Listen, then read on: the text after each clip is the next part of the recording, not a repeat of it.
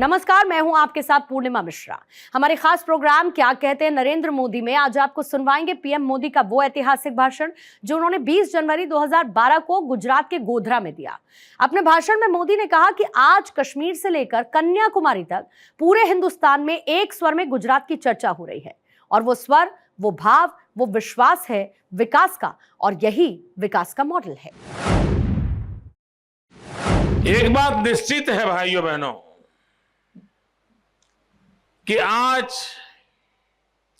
पूरे हिंदुस्तान में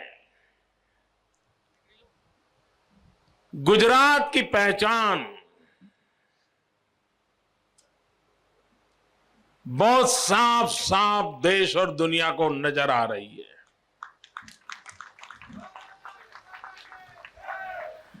देश और दुनिया को कोई दुविधा नहीं है। कश्मीर से कन्याकुमारी, पूरे हिंदुस्तान से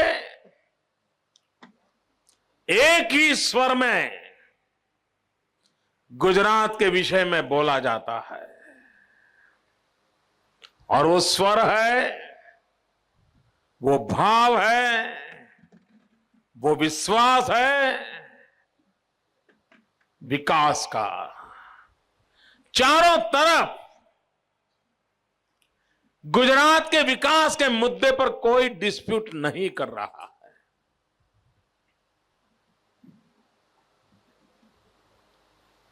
और गुजरात ने भी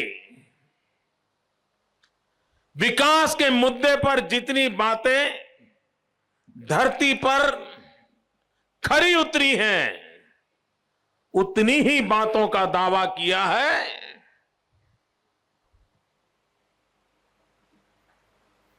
उससे अधिक किसी बात का कभी दावा नहीं किया है। और भाइयों बहनों, पहली बार हमारे देश में विकास ये मुद्दा चर्चा के केंद्र में है। कोई चाहे आज स्वीकार करे या न करे, हर एक के अपने अपने कारण होंगे, हर एक की अपनी अपनी मजबूरियां होगी, हर एक के अपने अपने एजेंडा होंगे। हो सकता है कि इस सत्य को स्वीकार करने का सामर्थ्य आज उनमें न हो, लेकिन कभी न कभी तो लोगों को स्वीकार करना पड़ेगा कि हिंदुस्तान की राजनीति में विकास के मुद्दे पर सब सरकारों को बोलने के लिए मजबूर करने का अगर किसी ने काम किया है तो गुजरात के 6 करोड़ नागरिकों ने किया है। चुनाव पहले भी होते थे, लेकिन पहले जब चुनाव होते थे तो वादों के आधार पर होते थे।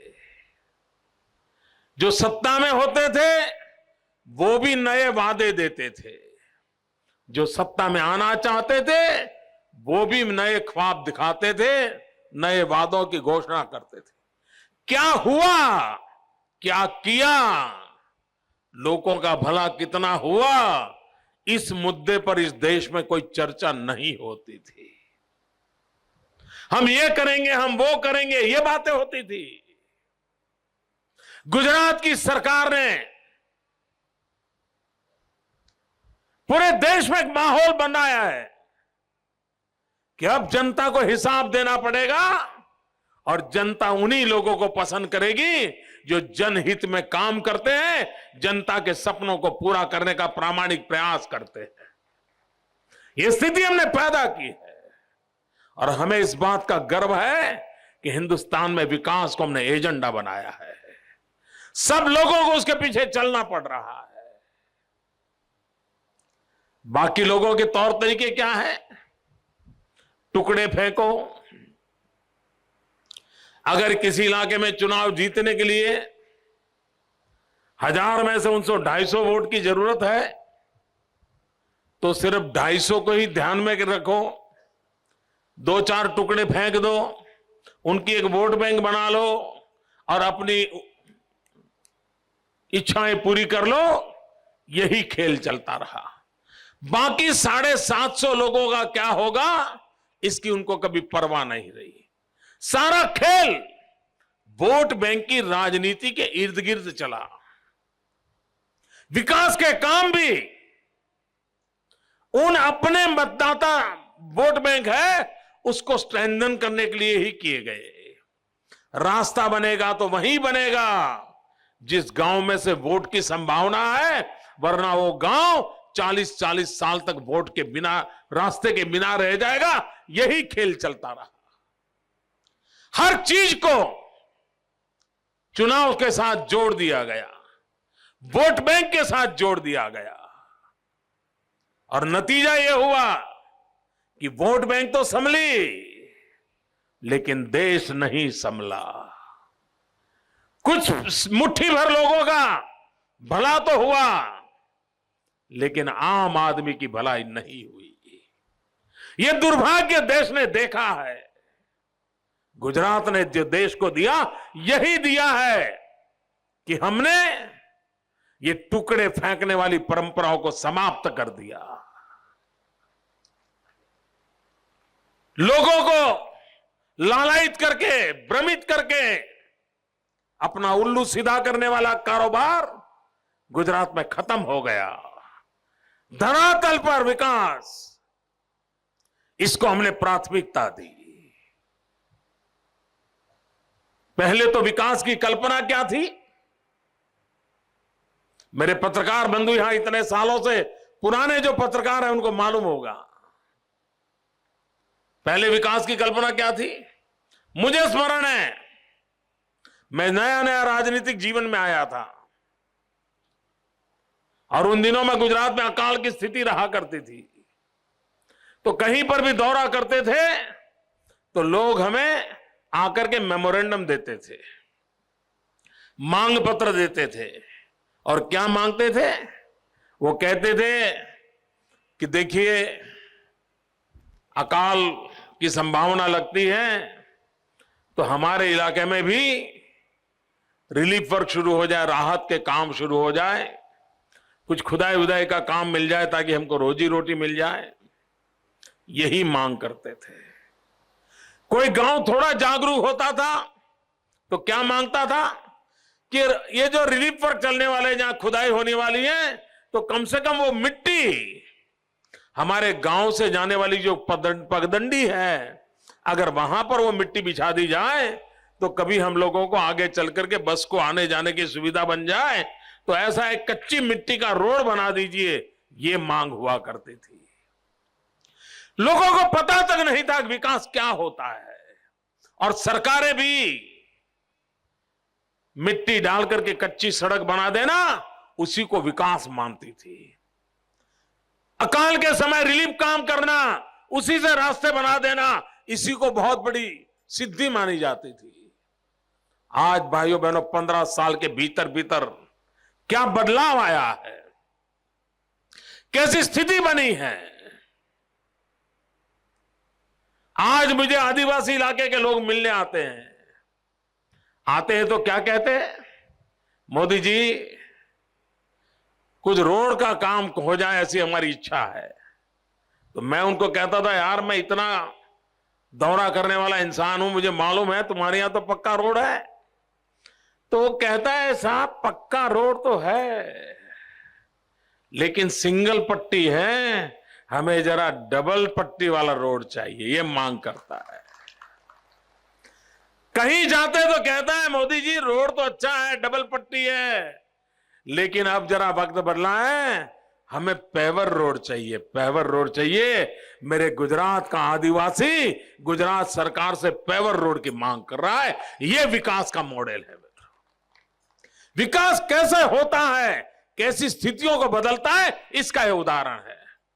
मैं सद्भावना मिशन में एक जिले में गया था, तो वहां पर एक बंजारा समाज के कुछ लोग आए।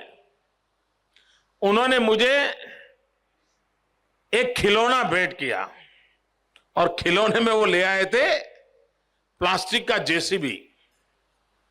मैंने कहा यार तुम ये क्यों लाए हो? बोले साहब ये हम बहुत समझबूझ करके लाए हैं। मैंने कहा क्यों? पहले बोले हम गधे रखते थे और गधों पर मिट्टी ढो करके बेचने का काम करते थे, लेकिन आपकी सरकार आने के बाद अब गधे नहीं रखते, जेसीबी रखते हैं, और ये हमारी प्रगति का प्रतीक आपको देने आए हैं। मित्रों, एक जमाना था जब दाहोद और गोधरा जिले के लोग बारिश समाप्त होते ही दिवाली का इंतजार किए बिना शहरों की ओर चले जाते थे। क्यों? ताकि आपकी गाड़ी ठीक चले, आपको रोड अच्छा मिले। इसलिए मेरा आदिवासी भाई 40-42 डिग्री टेम्परेचर में धूप में खड़ा रह करके डामर का, टार रोड का काम करके रास्ते बनाने के लिए मजदूरी करता था, और शहर के बाबू लोग उस पर अपनी गाड़ियां चलाते थे। वो सबको मालूम है। आज पंचमहाल और दाहोद में जाइए, रोड पर काम करने वाला मजदूर नहीं मिलता है। अगर जाकर के पूछोगे तो कहता है कि मैं कॉन्ट्रैक्टर हूं। अब पहले तो मैं मजदूरी करता था, अब मैं कॉन्ट्रैक्ट लेता हूं। आप मुझे अगर कॉन्ट्रैक्ट लेने वाले हो तो मैं आने को तैयार हूं। वो मजदूरी करने वाले दिन चले गए।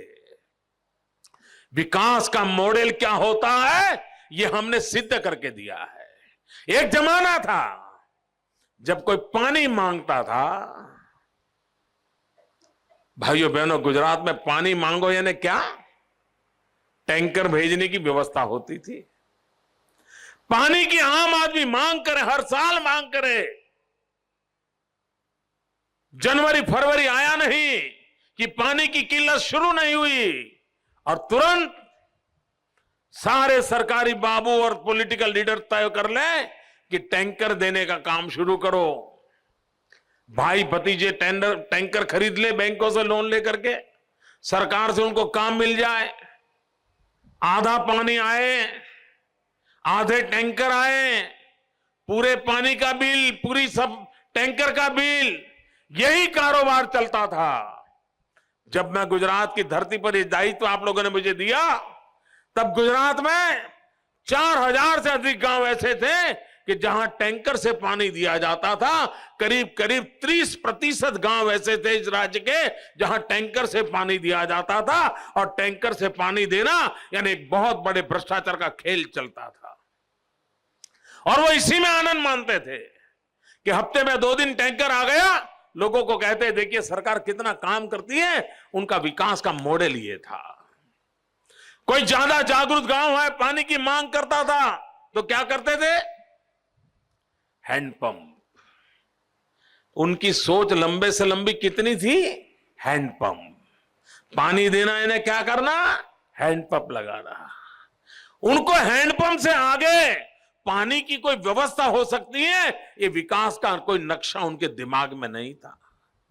कभी सोचा तक नहीं था उन्होंने कि लोगों को पीने का पानी कैसे मिले। हैंडपंप, और वो भी कैसी हालत कि उसका अगर वायुस्तर खराब हो गया तो 1 हफ्ते के भीतर फिर हैंडपंप बंद हो जाए, और फिर वायुस्तर आने का रिपेयरिंग में 2 साल लग जाते थे, और लोग वो खंभा देखते रहते थे घर के बाहर। वो एक स्मारक होता था, उनके गवर्नेंस का स्मारक हुआ करता था। यह विकास का मॉडल था।